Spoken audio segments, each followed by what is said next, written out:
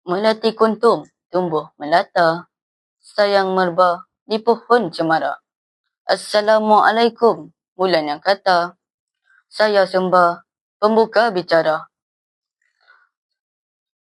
Assalamualaikum dan salam Malaysia Madani.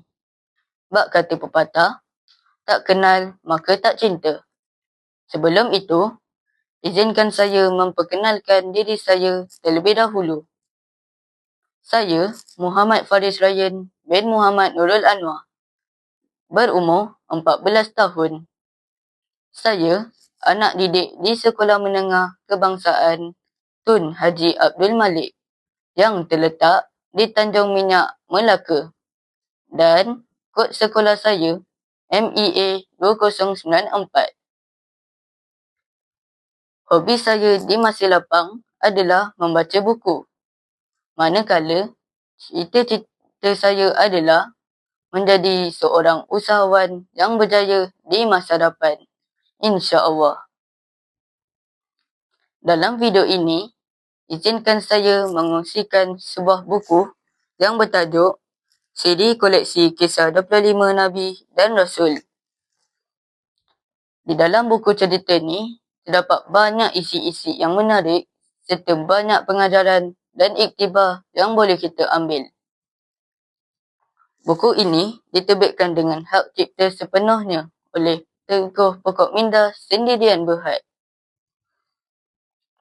Yang menariknya, buku ini mempunyai 400 helai yang bercetak yang banyak menceritakan tentang Allah SWT mengutuskan para Nabi dan Rasul serta tanggungjawab yang cukup besar dan mencabar dalam usaha menyampaikan risalah Allah SWT. Pada masa yang sama, pelbagai fitnah, ancaman dan ugutan yang dihadapi oleh para Nabi dan Rasul sepanjang perjalanan mereka berdakwah.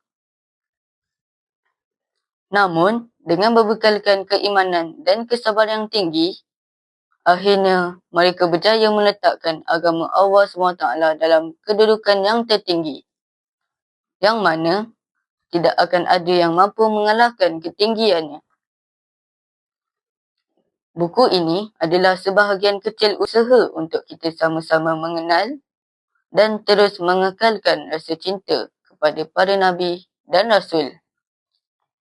Antara kisah yang terdapat di dalam buku ini adalah seperti kisah Nabi Adam alaihi salam, Nabi Idris alaihi salam, Nabi Nuh alaihi salam, Nabi Hud alaihi salam, sehinggalah kisah Nabi Muhammad sallallahu alaihi wasallam. Selain itu, terdapat beberapa maklumat tambahan pada buku ini. Antaranya, kita dapat mengetahui nama anak-anak Rasulullah sallallahu alaihi wasallam. Anak-anak Rasulullah sallallahu alaihi wasallam mempunyai 7 orang, iaitu Qasim, Ibrahim, Abdullah, Zainab, Ummu Kulsum, Ruqayyah dan Fatimah. Pada pandangan saya, buku cerita ni memang menarik kerana tulisan yang besar dan jelas serta setiap helaian disertakan sekali dengan gambar berwarna yang mampu menarik lagi minat membaca para pembaca.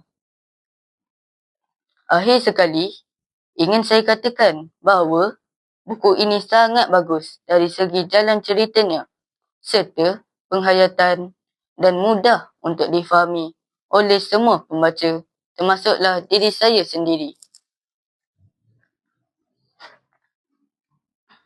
Di dahan arah hinggap kenari, hinggap sekawan di pohon jati. Terima kasih saudara dan saudari memberi tumpuan sepenuh hati. Saya menyusun 10 jari, mohon ampun dan maaf sekiranya ada terkasar bahasa, tersilap kata dan tersalah tutur bicara. Sekian. Wabillahi taufiq wa hidayah. Assalamualaikum warahmatullahi wabarakatuh. Sekian, terima kasih.